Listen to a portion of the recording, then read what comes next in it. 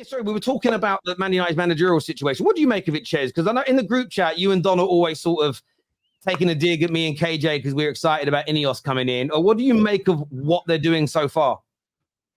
Yeah, I'm not as negative as everyone else has been in terms of the manager situation. Because in the past, people will be upset there's so many leaks and all this stuff. And there's not many leaks. We don't really know what's going on, which is kind of a good thing.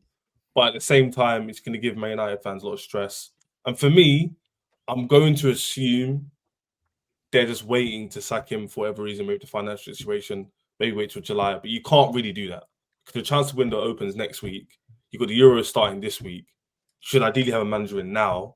So when those come around, you're in a good position to start the summer and keep pre-season, get prepared for that. So for me, if this goes on for another 5 more days to the weekend, I'll be quite concerned that your management can't make competent decisions quick enough because yes, they've been in charge since February, has it been, or March?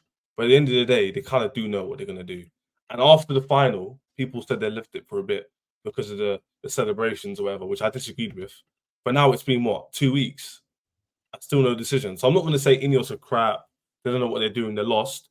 But at the same time, they need to make a decision. Not good for Ten Hag. It's not good for the new manager coming in. It's not good for the fans. And not good for the players either.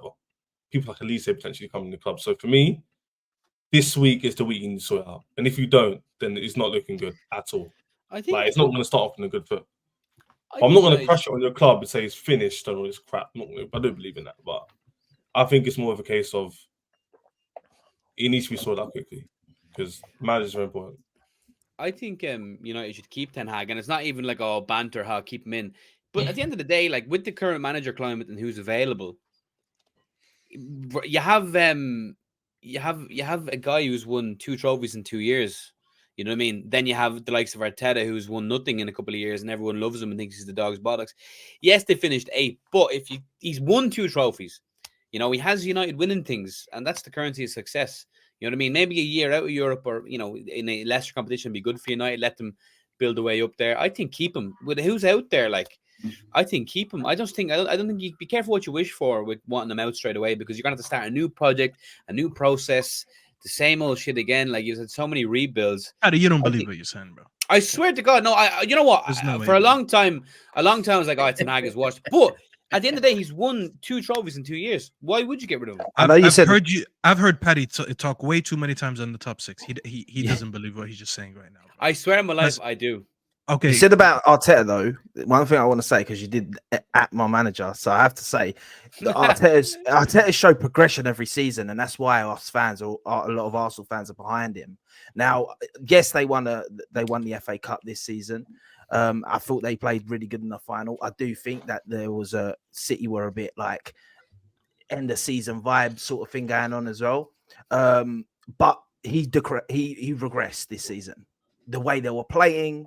And everything, I feel like he regressed. And I know what you're saying about them starting a new process again and that, but they've got a brand new process starting from the top right now. And I think when that happens, you need to start with a new manager when the manager's kind of toxic in the club.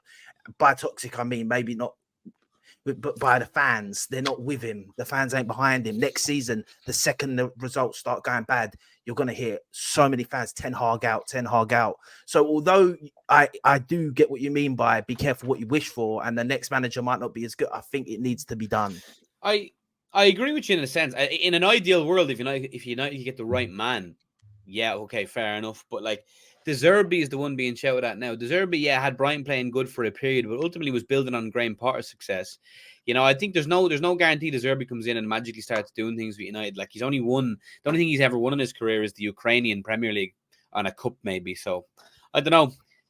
Yeah, I just think be careful what you wish for. I mean, but look, the thing is, I understand what you're saying. He built upon what Graham Potter did. But that's what happens when you join a well-run football club. At the end of the day, Klopp was very successful at Liverpool. Let's not pretend that he didn't take over a team that just a year or so earlier nearly won its first Premier League under Brendan Rodgers. That doesn't take anything away. That's disingenuous. That's disingenuous. No, but it isn't disingenuous. What Brendan Rodgers had to suffer with is that in the summer after he almost won the league, he lost his 2 best players, didn't he? Luis Suarez almost won Liverpool the league. Not Brendan No, Rodgers. yeah, no, that's absolute nonsense. It was still a team. no. And this is what Liverpool fans love doing this with their history, especially to protect Gerrard. Is a lot of Liverpool fans act like none of the teams that Gerrard played in were very good, or they didn't have very good managers, and that's why certain players didn't get things. I'm taking nothing away from Jurgen Klopp. I'm simply stating that you could apply that logic to a lot of teams. It's like saying, well, Pep's amazing, but he was only building upon what Mancini and Pellegrini had laid down before. But there is truth to that because the club had a really good structure before Pep arrived. So I do get your point on that. For me, when it comes to Man United, listen, if we end up with Southgate and doesn't go very well, I'm gonna be frustrated. There's no doubt, but I'm not focusing on the labor. I'm not focusing on all these stories and all this noise. I'm focusing on the fruits that are produced from this labor because I sometimes think we're forgetting where Man United are. We know what Man United is as an institution. We know what Manchester United were in terms of a team that challenged every year with winning titles. When it comes to history, we are still that club. When it comes to the contemporary world we live in, we have been a shambles. And there are a lot of Man United fans who are still delusional that think, get a good manager, we're going to be okay. There's far more that we have got to gut the entire football club from top to bottom.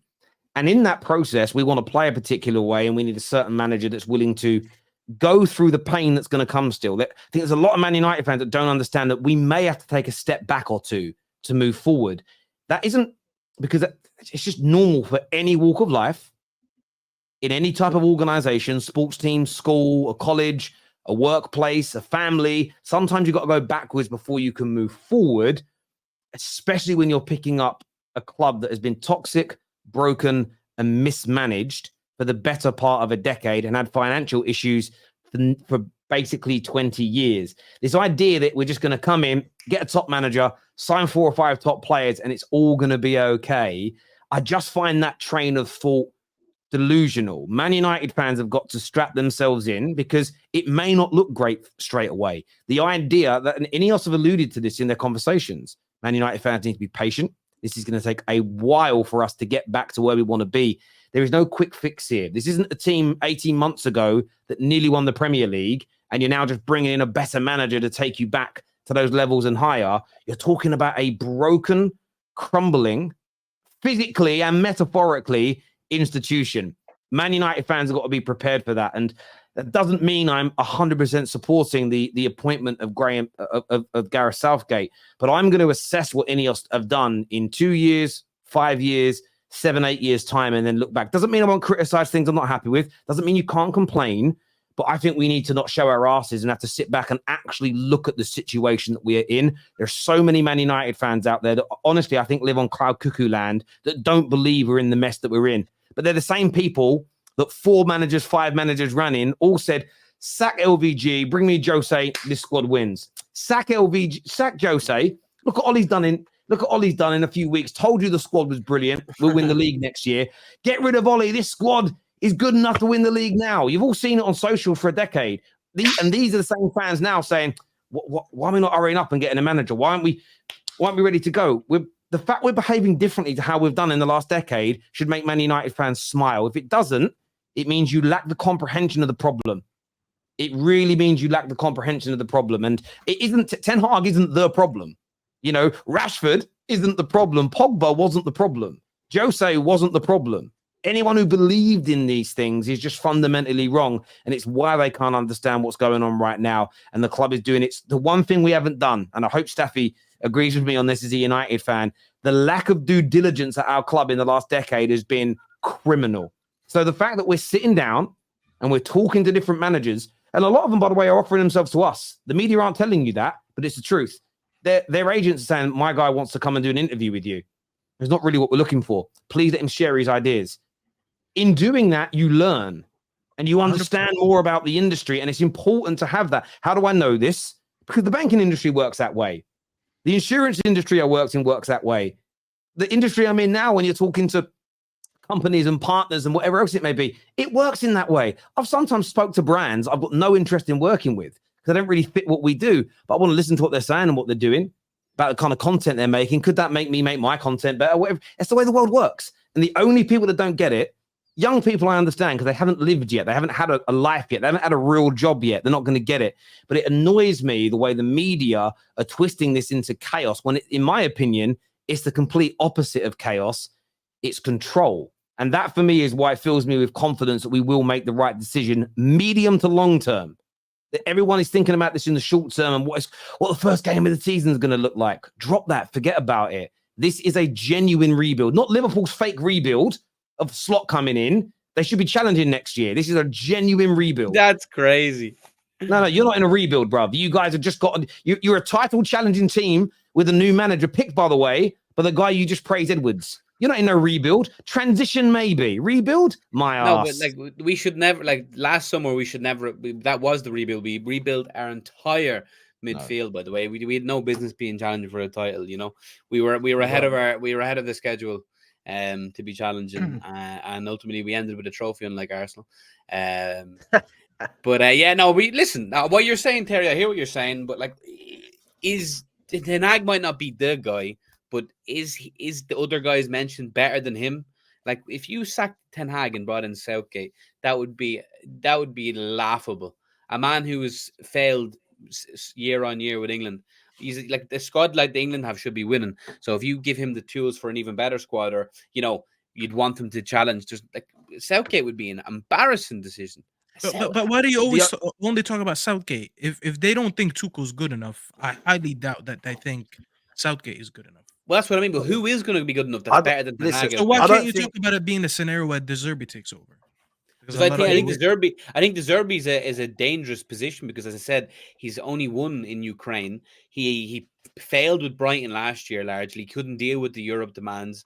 I don't know. I think it's a wishful thinking. Thinking De Zerbi is going to be suddenly better than Ten Hag. It doesn't always have to be that Brighton were awful last somewhere season. else. But hang on a minute. But again, let me ask you this question about your man. How good Jurgen Klopp, in your opinion? I think he should go down as one of the best ever. Okay. So how well do you think he would have done over the last 9 years if every single summer his best 2 or 3 players were sold and replaced with untried and tested kids? Jurgen Klopp would have won everything with United. That is not the question that I asked, is it? How would Jurgen Klopp have done at Liverpool if every summer his best 2 or 3 players were sold and replaced with untried and tested kids? Do you think he would have been as good as he was? Because I say that because you guys lost 1 centre back. And that was fine for the reason for your whole collapse of the season because he got injured. So imagine you actually having those players sold and they didn't return. Come on now. It's disingenuous to say De Zerbi went backwards. They sell his best players every year. Yeah, but what I don't like. I just think it's but even when he had them playing well, it was because of the foundation that Potter built. He's never really done a whole rebuild himself. Not the foundation that Potter built. It's the foundation that the likes of Dan Ashworth and the club and Bloom built together. Their football club, pound for pound, is so impeccably run. It's not everybody's cup of tea because they don't spend hundreds of millions and try and win everything. They don't have the finance for that. They go bankrupt. De Zerbi took what Potter had done and took it to another level. There's absolutely no doubt about that whatsoever. And Potter plays a key component in the progression of Brighton. And no one's going to take it away because clubs like Brighton don't operate how Man United are getting away from, where the manager runs a club. They're a head coach of the first 11. That's it. And that's what Man United are looking for, is someone who is a head coach of the first 11. I don't want a manager. I hope that when we announce who it is, it says head coach in their title. Man United have tried 5 managers and let them run the club running, and it is fouled horribly. The biggest reason for that is that no one's trained to do what Fergie did. It's why I will still say this. I'm happy for Pep to be considered the GOAT when it comes to head coach. But Fergie was the GOAT manager. This guy run the football club. Pep ain't running no football club. And that's not a dig at Pep. It's a different skill set to actually run a football club top to bottom. Everything goes through you. Most head coaches now, they coach their first. They have a say in transfers. They have a say in other areas. But they have, we know it. We've seen Pep in interviews say he didn't know who he was signing because he ain't involved in that. It's an era now, isn't it? Like when Wenger and but we have tried to act like it's 1984 again every time and give a manager complete control, and it's ridiculous. But look, it's going to be an interesting one to see how it pans out. Viewers, let us know in the comments section below. This year says rivals don't cut United any slack. It's trash. We'll see. Giuseppe, proof Arsenal fans are real, not plastic. Yeah, Hamza's 45 minutes late, by the way. I think he saw the quiz and he was like, I'm off. United don't even know what they're doing. Quantify that for us. De Zerbi is so disrespected. CV means nothing. Look at Poch. Yeah, but Poch did a similar CV job. means nothing. What does he mean by that? That's did a crazy. CV means nothing. Is Why are you crazy. looking at Maresca? That doesn't even make sense. You shouldn't be looking at Maresca and my man from Liverpool then, should you? In a bad light. But did that super chat speak about Maresca in a bad light? He said CV doesn't matter. These guys that Liverpool and Chelsea have hired don't have a massive CV. So that guy's opinion, in the future, he shouldn't be saying anything about our managers or people questioning. I don't know, but he hasn't said anything about your manager. But I'm saying his point in general, people believe in. Yeah. He's supporting what Chelsea have done. He's on your side. Why are you attacking him? No. I thought he was saying like, oh yeah. No, yeah. Bro was on the defensive straight away. Well, I had my pitchfork out. I was ready. It was like Assassin's Creed 2.0. Do you know what I mean? It was just Liverpool's manager. It's mad. Crazy. Guys, I wanted to ask this here. Sorry, says this is from Harold. He says, "I'm Ten Hag out, but Man United look for a philosophy. Our Cruyff to build from the kids to old boys. That's why we look at 4 different types of managers. Ten Hag deserves his interview, and I'm sure he has been interviewed in one way, shape, or form over the last few months as well. So, and you've got to remember, whether people want Ten Hag here or not, if he was to return 1st of July, whenever, he would have a different job when he came back. He would no longer be the manager. He would be the head coach. He would have responsibilities pulled away from him. And this is what Man United fans, when they ever go at me, don't understand. This is why I think it's best to move on from him. Forget the style of, forget everything, all of that. I don't know if anyone's ever worked in a job and had responsibilities taken away from them and their job reduced. I've not personally gone through it, but I've seen it. People really struggle. People really struggle to. Depends what sort of manager you are, though, because that's what all the top clubs have. Bayern Munich, yes, yeah, but it's when you're actually in that circumstance and everything else. Yeah. That's what I mean. But if he can handle it and he's going to take it on the chin and it's a positive environment, it may not handle it. I don't think so. I don't think so personally. He got demoted. He knows that we're interviewing other managers. It's like knowing your girl is DMing other guys. You just know, bro. At any point she's leaving you. Then just have some dignity and leave, bro. Bruv, exactly. I'm going out for the evening. When you're back, probably in the morning, you just end it, bruv. It's not going well, bruv.